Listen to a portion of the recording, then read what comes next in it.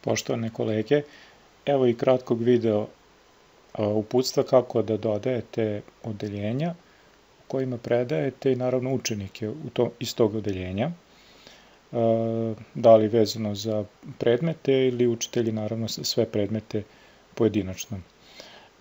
Kada se ulogujete sada sa vašim školskim e-mail nalogom, ovde gde su ove tačkice, izaberete učionica, otvorit će se naravno taj Google servis. Ono što ćete vidjeti prvo jeste pitanje da li ste ovde u ulozi nastavnika ili ulozi učenika. Vi ćete izabrati da ste u ulozi nastavnika, biće vam ovo prazno naravno. Ja ću s ovim znakom plus dodati novo odeljenje, odnosno novi predmet. Vidjet ćete koliko jednostavno, u smislu sada jedino treba da se malo dogovorimo kako ćemo vršiti nazive ovih naših odeljenja, odnosno predmeta, iz prostog razloga zato što vrlo lako može da se desi ako svi označimo, recimo na primer samo 5.1, sa strane učenika će imati više tih učionica koje će imati isti naziv, iako će biti teško možda da razlikuje jedno od drugo, pa evo odmah na početku može da se usvoji ili već kako, bitno je da se razlikuje, da piše ovako na početku oznaka odeljenja, naziv predmeta i vaše ime i prezime ovako u zagradi. Ako i niste uradili ovako, odnosno ako je neko već pokušavao, mislim da imate mogućnost da uradite preimenovanje te vaše grupe, odnosno ovde konkretno učionice. Evo, znači sad ću ja to vratiti se nazad, iskopirao sam, eto čisto da mi bude lakše, pravim učionicu i za koji trenutak ona će se pojaviti ovde meni u listi. Ovo je 5.1 za tehniku i tehnologiju.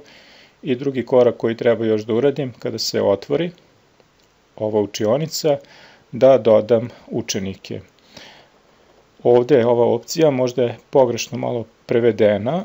Kada se otvori, postoji ovaj deo gde su učenici. Sa ovom oznakom plus pozivam učenike da se priključe ovom nastavnom predmetu, odnosno ovoj učionici. Trebalo bi da znamo njihove e-mail adrese.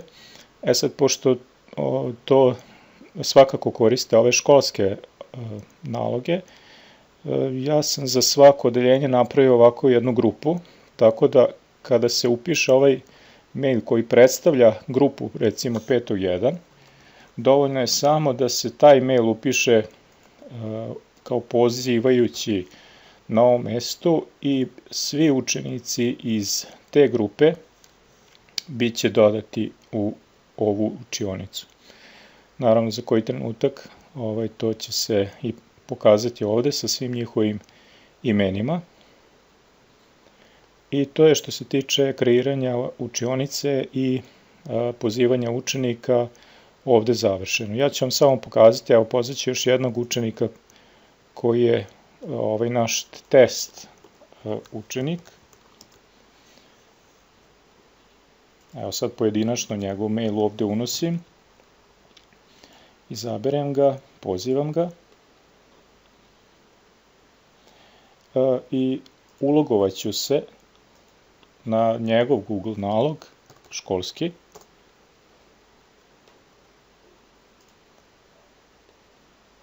I vidjet ćete šta je potrebno još da učenik uradi kada ga pozovemo u učionicu.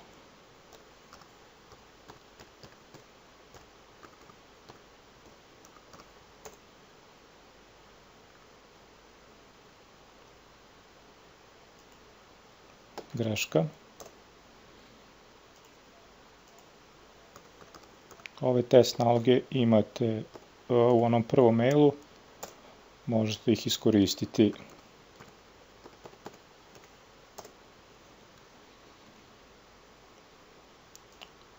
Ovde ulazim sada kao učenik, verovatno će mi se pojaviti sve ove mogućnosti gde sam pozvan od strane nastavnika.